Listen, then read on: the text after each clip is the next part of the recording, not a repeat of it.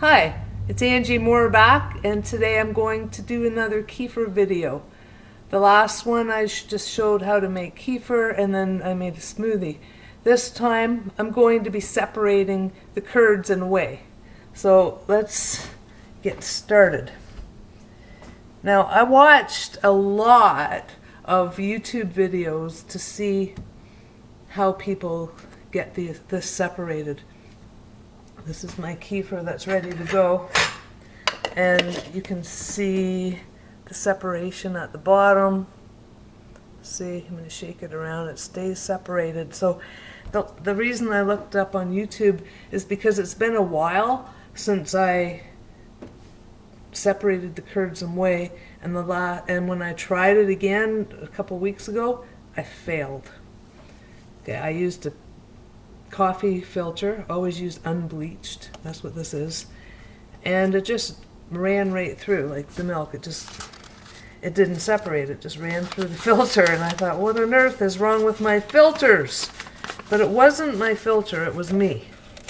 Okay, so the reason that did that time is because I didn't wait long enough until there was enough separation going on in here. If you see my other video, you'll see that there's just little tiny pockets at the bottom to show that there was some separation started. That's not enough.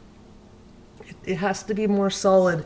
And I've seen some crazy methods. One couple, they had more liquid or water whey at the bottom, and they stuck a tube in and then siphoned it out. She sucked on the tube and out it came into another container.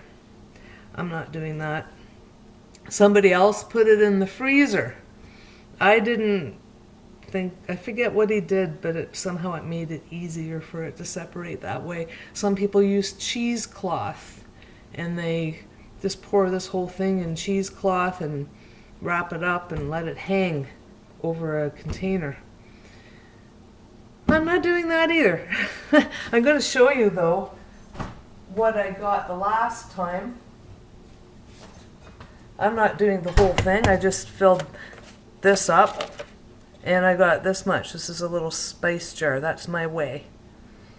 And I've actually done it twice recently. So the second time I got this much, and it works really well because there's no white in there, right? You can see it really separated. There's always going to be a little bit of a yellow tinge to it. And this is the curds that I got. And you can use these for a lot of different things, the curds and the whey. The curds can be used to make yogurt, and I've used it, my favorite way was to use it as sour cream on a baked potato, and boy, it was the best sour cream I've ever had. I don't eat many potatoes because I try to avoid too many carbs, especially white starchy carbs. But it was a treat, and I had a friend over last night for dinner, and we had steak and potatoes, and I forgot to use that, so it's still in my fridge. So anyway, I like to cut my filter because once I start putting stuff in there, the wetness just keeps going up to the top of the filter, and I don't want it to, because I'm not interested in doing the whole quart today at all. It's just a bit tricky because I'm trying not to lose my grains. See, there's one of the kefir grains. Can you see it? You can feel it a lot more solid than the whey or the curds. So that's how you know the difference. So you just start putting it in, and I feel around for the little grains so I don't lose any of those. Well, I might lose a couple, but that's no big deal because when you make kefir, the grains just keep multiplying. especially if you keep it out on the counter. I tend to do partly in the fridge when I'm making kefir, but that's just to slow things down. That's not something you're really probably even supposed to do, but whatever, I do what I want, and it works out just fine. You'll see a lot of things, or hear a lot of people say things that for how you do this or that. One of them, for example, was in one video or somewhere. It said if you want to freeze your kefir grains, I wanted to know how, because I was thinking of taking a break from dairy, so I wanted to freeze them. And one site said you have to dehydrate them first. You can't just freeze them. You have to dehydrate. That's not true. You don't have to. When I got these grains from somebody I knew in the US, I'm in Canada, she sent them in a regular envelope in a Ziploc bag, plastic thing, and there was a revolving mail strike going on at the time, and it took well over a week to get here, maybe a week and a half, and they were fine. So she froze them first. She separated them out of the milk, put them in the bag, froze them, and sent them, just so they wouldn't be, so they'd stay cold for a little while. But you can be sure within a day or less, they were all not frozen anymore. And when they got here, they smelt something awful, like something died. They did, but it didn't matter. I'd put them in a glass of milk, about 6 ounces, and every single day I changed the milk. I didn't use that milk because those were those grains weren't active. So for 24 hours, that's a long time for milk to be sitting on the counter and then to drink when they've been just sitting there with those grains that aren't active. So I changed it every day, and after about a few days, maybe about a week, the grains were floating. I could see them floating to the top, and that's when they became active, and I started using the milk from them from then on. Then you put them in a quart jar. So you need about a tablespoon of grains for this quart jar is all you need. If it's too much more, then you're going to get fermenting going on way too fast. I can't keep up with that. I don't want another set of or another batch of kefir every 24 hours. That's too much for me. So you can see it's slow. It's a slow process. It's dripping though.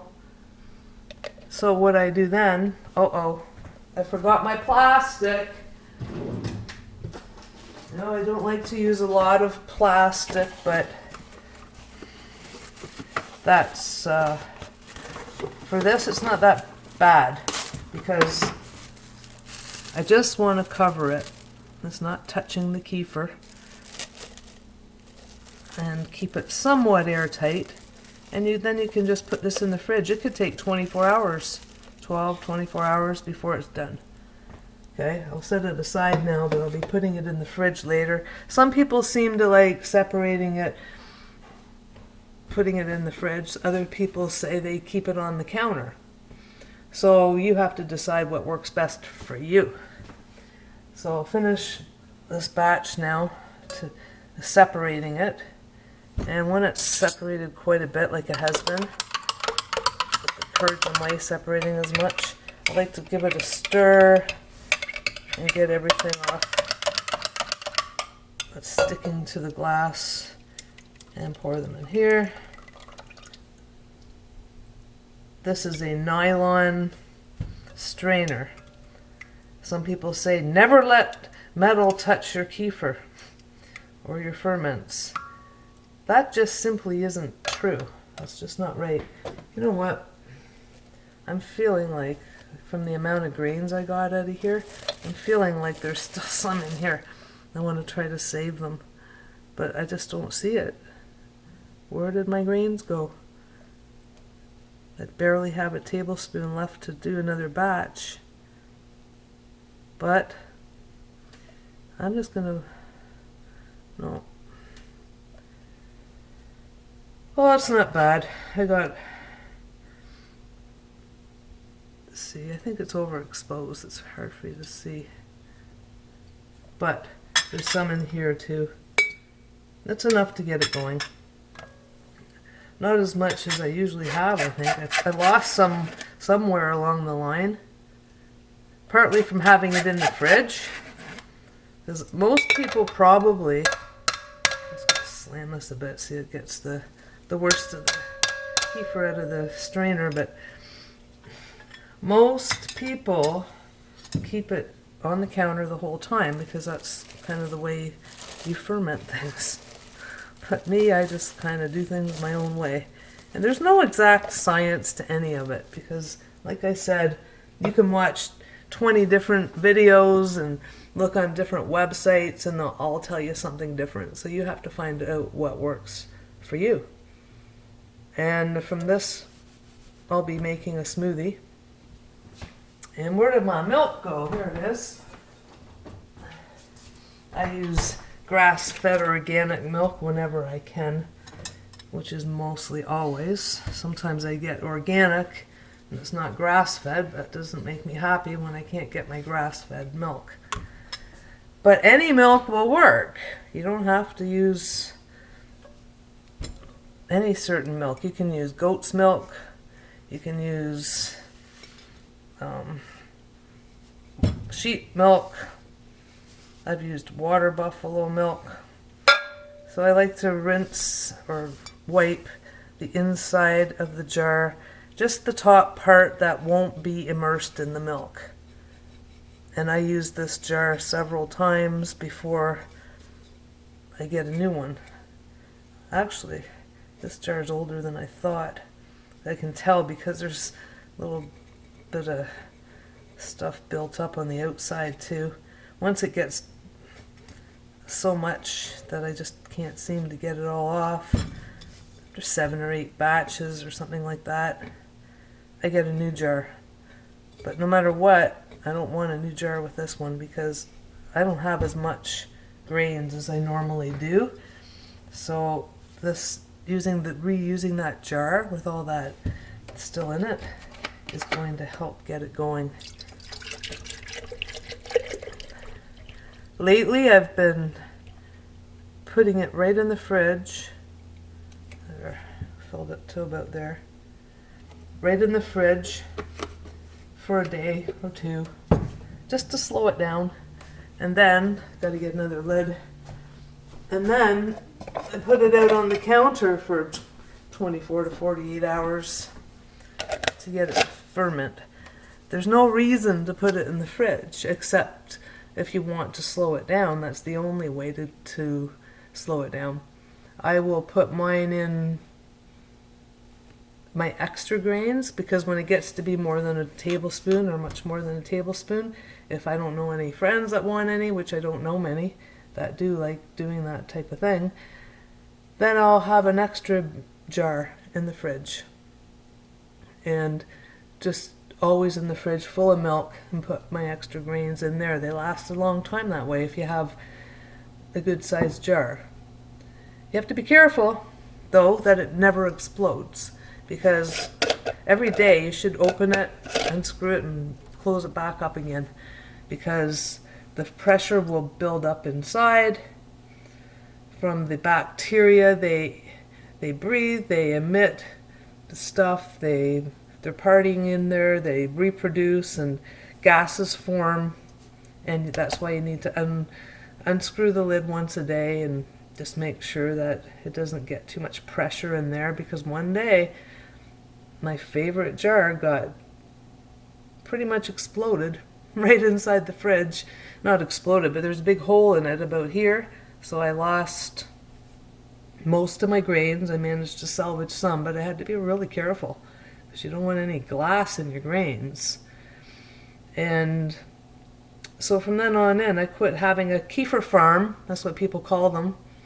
A lot of people do anyway, in my fridge. I have 2-quart jars like this on the go.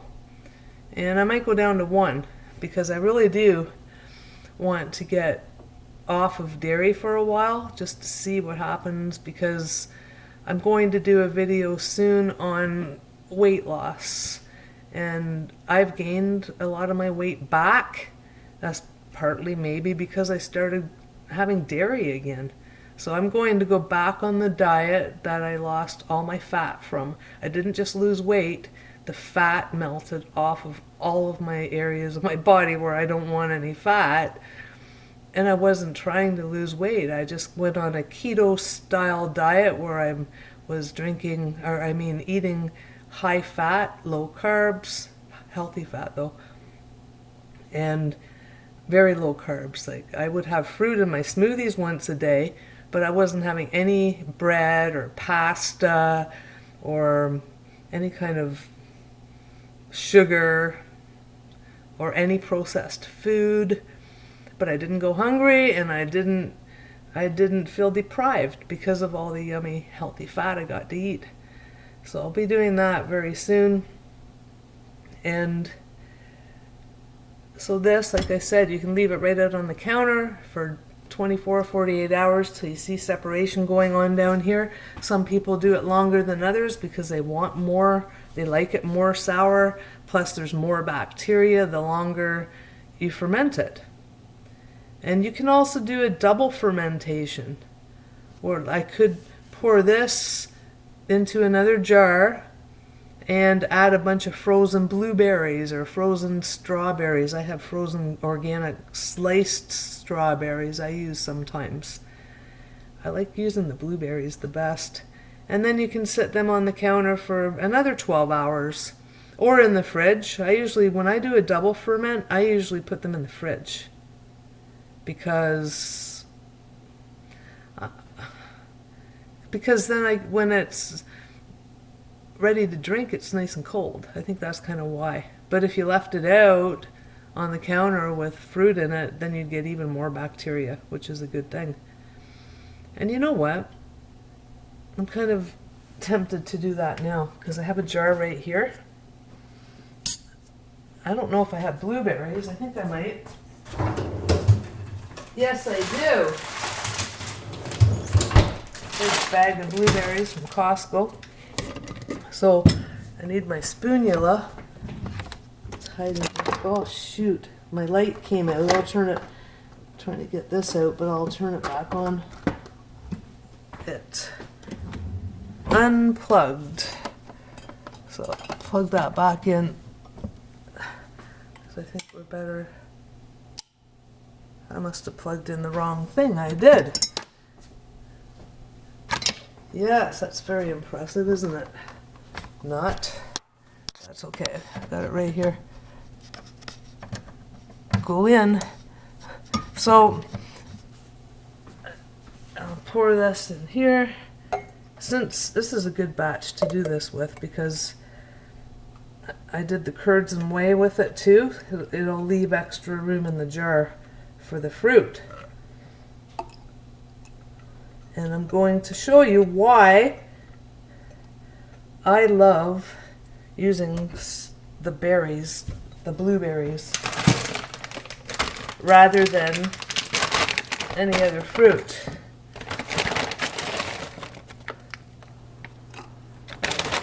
Because as soon as they're in there and I give it even a little bit of a stir, the whole jar turns blue. All the milk turns blue. So sometimes when I do this, I don't even make a smoothie. I just leave it for a while until the blueberries defrost in there. And it makes it taste really good, just as it is. Because the blueberries sweeten it up again, but if you leave it for 12 hours or more, see what happens? It's all turning blue, I love that. But if you leave it too long, now I got blueberry stains on my hands, then it won't be sweet because the bacteria will eat up all of the sugars, so it'll be sour again. But this is a good way for people with blood sugar issues that don't want any extra sugars in their diet, but they like to have some fruit. Blueberries are okay for most people anyway, to have a few of those. Not for everyone. Terry doesn't eat blueberries. But look at how good that looks. It's so amazing. I have to taste it. You can already taste the blueberries a little bit, but it's still a little sour. So yeah, I'm just going to put that right in the fridge. And sometimes I like having some of that in the evening. So I might do that tonight. And that's about it. I'm not going to do my smoothie after all with my with my kefir this time. But I did another one. I have to edit a bit, and we'll see if it's good enough to post. But I just wanted to clip a couple things out of it. I turned it off at the end, and I thought it was off, and it wasn't off. It was still on. So anyway, I'm going to turn this off now, and I hope you learned something. And I didn't mention about the whey, though. You can use the whey, the liquid. Mostly I want the whey to use as a starter for other ferments. I'm going to ferment cashews. It's going to be like vegan cheese. Blend them all up and use them in that, and ferment it, and it tastes really good, like a spreadable type of cheese. So I'll be doing that next in one of my next videos too. So if you want to see videos about any certain topics, anything, recipes, especially ferments, or I'll be doing a colloidal silver one, a live one. I might do that tonight. So I'll turn this off now so I can get set up for that and hopefully get that going tonight. So thanks for joining and watching, and I look forward to our next video, and have a great day. Thanks.